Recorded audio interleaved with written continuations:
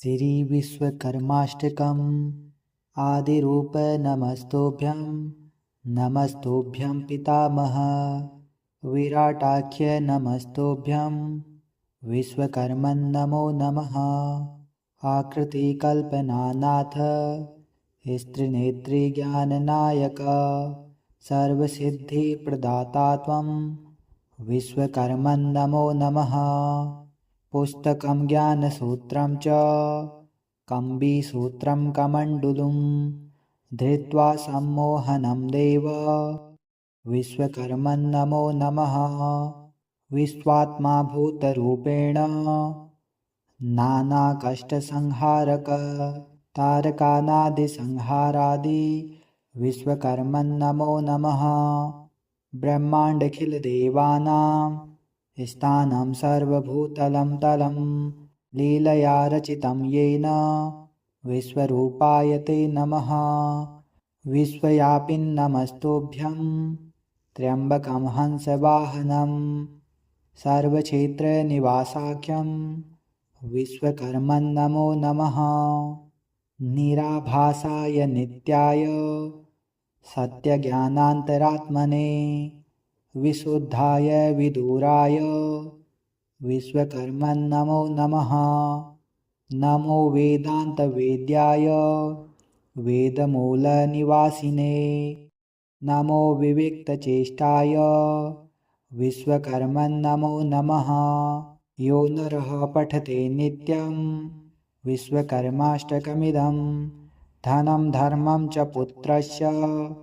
लभेदान्ते परां गतिम् इति विश्वकर्माष्टकं सम्पूर्णम् आदिरूप नमस्तोभ्यं नमस्तोभ्यं पितामह विराटाख्य नमस्तोभ्यं विश्वकर्मन् नमो नमः आकृतिकल्पनानाथ स्त्रीनेत्रीज्ञाननायक सर्वसिद्धिप्रदाता त्वं विश्वकर्मन् नमो नमः पुस्तकं ज्ञानसूत्रं च कम्बीसूत्रं कमण्डलुं धृत्वा सम्मोहनं देव विश्वकर्मन् नमो नमः विश्वात्मा भूतरूपेण नानाकष्टसंहारक तारकानादिसंहारादि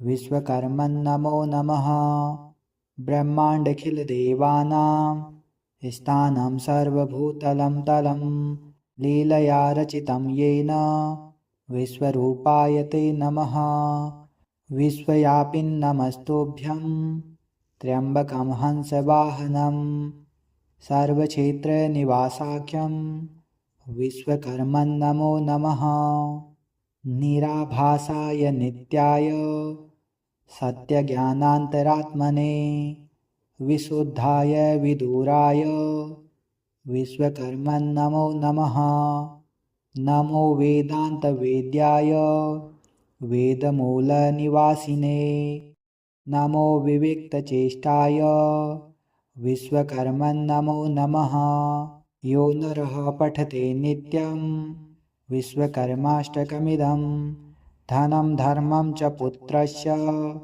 लभेदान्ते परां गतिम् इति विश्वकर्माष्टकं सम्पूर्णम् आदिरूप नमस्तोभ्यं नमस्तोभ्यं पितामह विराटाख्य नमस्तोभ्यं विश्वकर्मन् नमो नमः आकृतिकल्पनानाथ स्त्रीनेत्रीज्ञाननायक सर्वसिद्धिप्रदाता त्वं विश्वकर्मन् नमो नमः पुस्तकं ज्ञानसूत्रं च कम्बीसूत्रं कमण्डलुं धृत्वा सम्मोहनं देव विश्वकर्मन् नमो नमः विश्वात्मा भूतरूपेण नानाकष्टसंहारक तारकानादिसंहारादि विश्वकर्मन् नमो नमः ब्रह्माण्डखिलदेवानां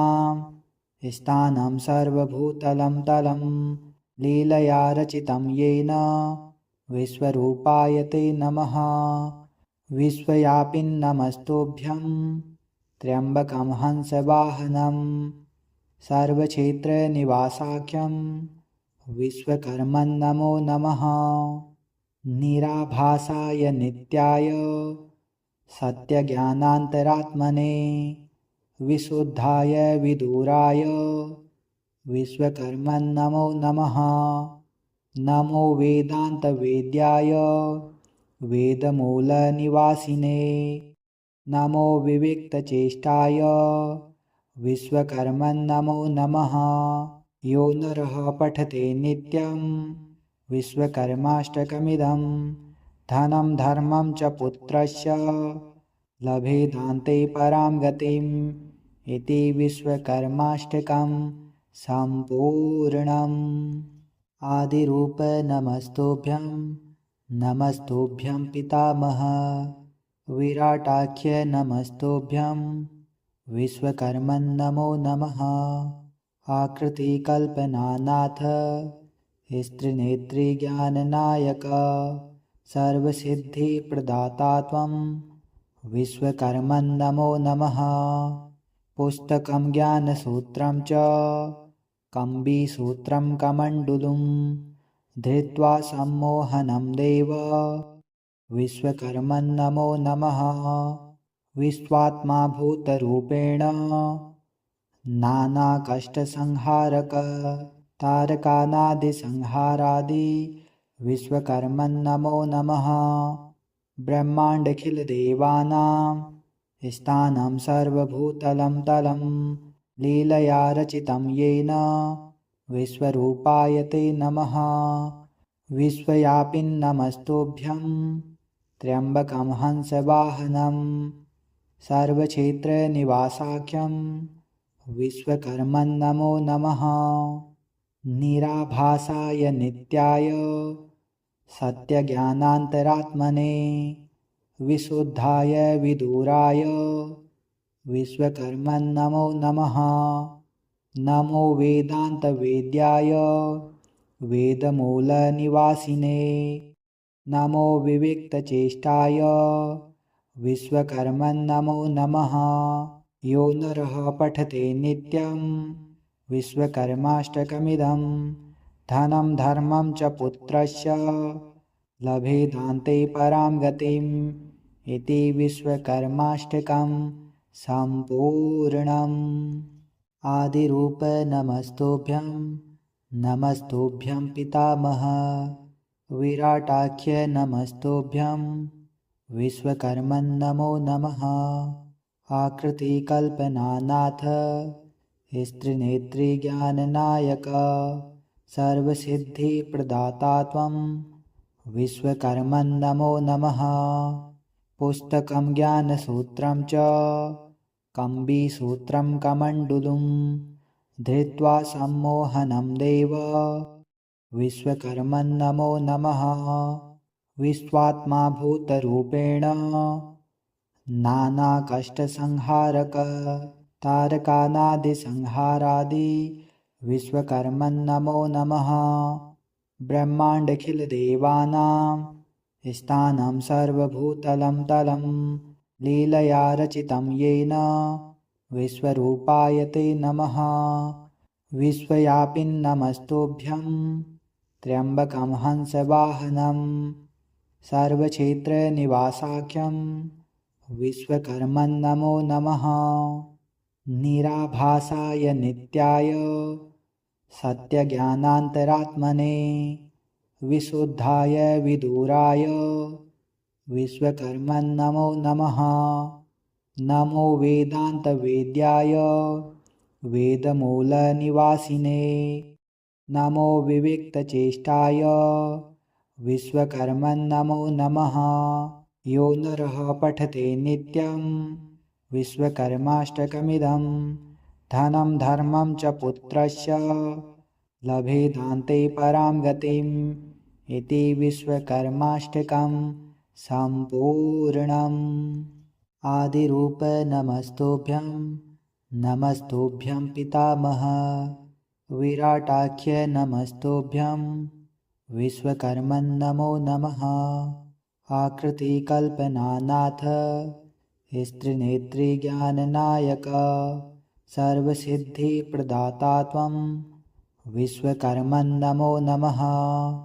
पुस्तकं ज्ञानसूत्रं च कम्बीसूत्रं कमण्डलुं धृत्वा सम्मोहनं देव विश्वकर्मन्नमो नमः। विश्वात्मा भूतरूपेण नानाकष्टसंहारक तारकानादिसंहारादि विश्वकर्मन्नमो नमः। ब्रह्माण्डखिलदेवानां स्थानं सर्वभूतलं तलं लीलया रचितं येन विश्वरूपाय ते नमः। विश्वव्यापिन्नमस्तुभ्यं त्र्यम्बकं हंसवाहनं सर्वक्षेत्रनिवासाख्यं विश्वकर्मन्नमो नमः। निराभासाय नित्याय सत्यज्ञानान्तरात्मने विशुद्धाय विदुराय विश्वकर्मन्नमो नमः। नमो वेदान्तवेद्याय वेदमूलनिवासिने नमो विविक्तचेष्टाय विश्वकर्मन्नमो नमः। यो नरः पठते नित्यं विश्वकर्माष्टकमिदं धनं धर्मं च पुत्रस्य लभेदान्ते परां गतिम् इति विश्वकर्माष्टकं सम्पूर्णम्। आदिरूप नमस्तुभ्यं नमस्तुभ्यं पितामह विराटाख्य नमस्तुभ्यं विश्वकर्मन्नमो नमः। आकृतिकल्पनानाथ स्त्रीनेत्रीज्ञाननायक सर्वसिद्धिप्रदाता त्वं विश्वकर्मन्नमो नमः। पुस्तकं ज्ञानसूत्रं च कम्बीसूत्रं कमण्डलुं धृत्वा सम्मोहनं देव विश्वकर्मन्नमो नमः। विश्वात्मा भूतरूपेण नानाकष्टसंहारक तारकानादिसंहारादि विश्वकर्मन्नमो नमः। ब्रह्माण्डखिलदेवानां स्थानं सर्वभूतलं तलं लीलया रचितं येन विश्वरूपाय ते नमः। विश्वव्यापिन्नमस्तुभ्यं त्र्यम्बकं हंसवाहनं सर्वक्षेत्रनिवासाख्यं विश्वकर्मन्नमो नमः। निराभासाय नित्याय सत्यज्ञानान्तरात्मने विशुद्धाय विदुराय विश्वकर्मन्नमो नमः। नमो वेदान्तवेद्याय वेदमूलनिवासिने नमो विविक्तचेष्टाय विश्वकर्मन्नमो नमः। यो नरः पठते नित्यं विश्वकर्माष्टकमिदं धनं धर्मं च पुत्रस्य लभेदान्ते परां गतिम् इति विश्वकर्माष्टकं सम्पूर्णम्। आदिरूप नमस्तुभ्यं नमस्तुभ्यं पितामह विराटाख्य नमस्तुभ्यं विश्वकर्मन्नमो नमः। आकृतिकल्पनानाथ स्त्रीनेत्रीज्ञाननायक सर्वसिद्धिप्रदाता त्वं विश्वकर्मन्नमो नमः। पुस्तकं ज्ञानसूत्रं च कम्बीसूत्रं कमण्डलुं धृत्वा सम्मोहनं देव विश्वकर्मन्नमो नमः। विश्वात्मा भूतरूपेण नानाकष्टसंहारक तारकानादिसंहारादि विश्वकर्मन्नमो नमः। ब्रह्माण्डखिलदेवानां स्थानं सर्वभूतलं तलं लीलया रचितं येन विश्वरूपाय ते नमः। विश्वव्यापिन्नमस्तुभ्यं त्र्यम्बकं हंसवाहनं सर्वक्षेत्रनिवासाख्यं विश्वकर्मन्नमो नमः। निराभासाय नित्याय सत्यज्ञानान्तरात्मने विशुद्धाय विदुराय विश्वकर्मन् नमो नमः। नमो वेदान्तवेद्याय वेदमूलनिवासिने नमो विविक्तचेष्टाय विश्वकर्मन् नमो नमः। यो नरः पठते नित्यं विश्वकर्माष्टकमिदं धनं धर्मं च पुत्रस्य लभेदान्ते परां गतिम् इति विश्वकर्माष्टकं सम्पूर्णम्। आदिरूप नमस्तुभ्यं नमस्तुभ्यं पितामह विराटाख्य नमस्तुभ्यं विश्वकर्मन् नमो नमः।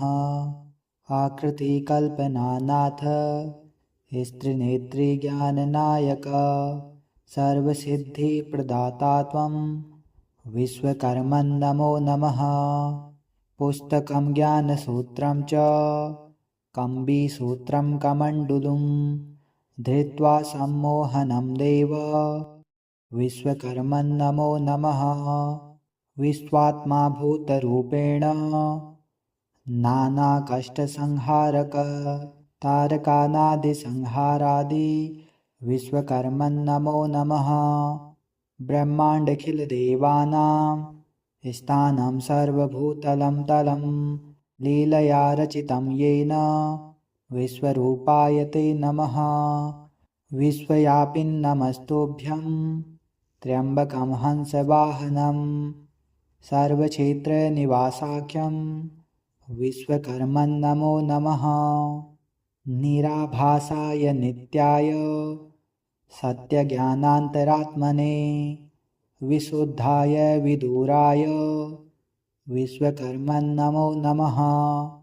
नमो वेदान्तवेद्याय वेदमूलनिवासिने नमो विविक्तचेष्टाय विश्वकर्मन् नमो नमः। यो नरः पठते नित्यं विश्वकर्माष्टकमिदं धनं धर्मं च पुत्रस्य लभेदान्ते परां गतिम् इति विश्वकर्माष्टकं सम्पूर्णम्। आदिरूप नमस्तुभ्यं नमस्तुभ्यं पितामह विराटाख्य नमस्तुभ्यं विश्वकर्मन् नमो नमः। आकृतिकल्पनानाथ स्त्रीनेत्रीज्ञाननायक सर्वसिद्धिप्रदाता त्वं विश्वकर्मन् नमो नमः। पुस्तकं ज्ञानसूत्रं च कम्बीसूत्रं कमण्डलुं धृत्वा सम्मोहनं देव विश्वकर्मन् नमो नमः। विश्वात्मा भूतरूपेण नानाकष्टसंहारक तारकानादिसंहारादि विश्वकर्मन् नमो नमः।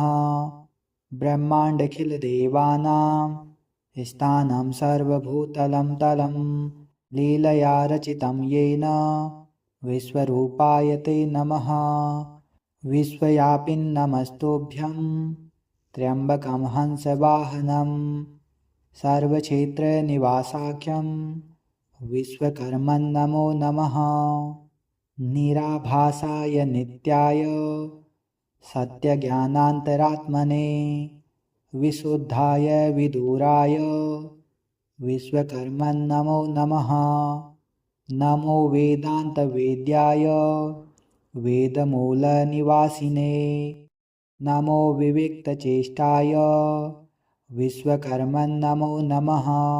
यो नरः पठते नित्यं विश्वकर्माष्टकमिदं धनं धर्मं च पुत्रस्य लभेदान्ते परां गतिम् इति विश्वकर्माष्टकं सम्पूर्णम्। आदिरूप नमस्तुभ्यं नमस्तुभ्यं पितामह विराटाख्य नमस्तुभ्यं विश्वकर्मन् नमो नमः। आकृतिकल्पनानाथ स्त्रीनेत्रीज्ञाननायक सर्वसिद्धिप्रदाता त्वं विश्वकर्मन् नमो नमः। पुस्तकं ज्ञानसूत्रं च कम्बीसूत्रं कमण्डलुं धृत्वा सम्मोहनं देव विश्वकर्मन्नमो नमः। विश्वात्मा भूतरूपेण नानाकष्टसंहारक तारकानादिसंहारादि विश्वकर्मन्नमो नमः।